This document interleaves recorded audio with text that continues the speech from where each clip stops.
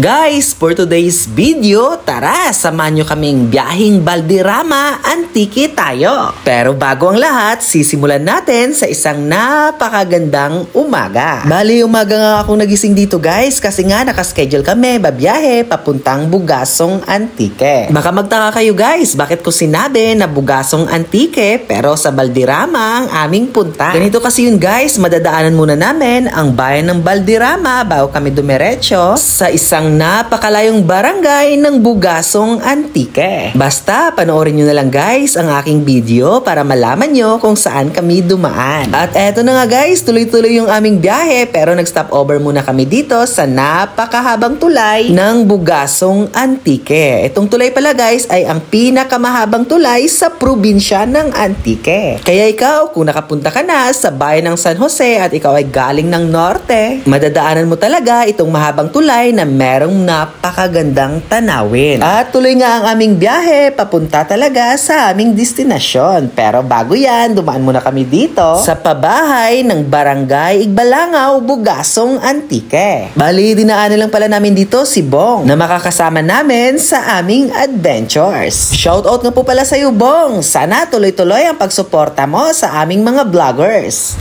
At nakarating na nga kami dito sa isang boundary ng Valderrama at Bugasong Antique. Ramdam mo na sa Valderrama ka na kapag nakita mo ang napakataas at napakagandang mga bundok. Grabe, sobrang taas at sobrang napakaganda ng mga bundok dito. Nakakamangha talaga pagmasdan ang mga kabundukan. Kaya nga ito guys, medyo nalilate ang aming biyahe kasi kapag nakikita ko ang napakagandang mga bundok ay binabagalan ko ang pagpapatakbo ng aking motor at syempre kinukuhaan ko rin ng litrato at mga video. At sinabihan pa nga kami ni Madam Tintin na ang bagal daw namin pero hindi niya alam na ang ginagawa namin ay nagtitake picture muna. O diba, ganyan dapat kapag ikaw ay nagta-travel? Kasi nga, hindi mo naman niya madadala. Ang madadala mo lang ay ang kanyang litrato at ang mga experience nyo dito. Anyway guys, dumaan nga po pala kami dito sa Barangay Bulwangan 1 ng Valderrama. At shoutout nga po pala kay Ma'am Idna Pido. Grabe, pinaghandaan niya talaga ang aming agahan dito. At pagdating nga namin dito guys, ay nagpahinga lang kami ng konti at nagpray bago kumain ng aming agahan. Kasi guys, kinuntak na talaga ito ni Madam Tintin na dito daw talaga kami kakain ng aming agahan. At nagkataon kasi ito guys na piyesta at merong birthday sa kanilang bahay. Kaya kaming unang kumain ng mga vloggers. Shoutout po sa inyo. Sana tuloy-tuloy ang ating mga bandi. At pagkatapos nga namin kumain guys, ay dumiretso naman kami sa Barangay Tunuan, Bugasong Antique. Abangan nyo na lang guys ang susunod kong video dahil yun naman ay tungkol sa aming adventure sa isang napakagandang ilog ng Barangay Pangalkagan, Bugasong Antique. O sige, hanggang dito muna ang aking video. Salamat sa panonood. Paalam!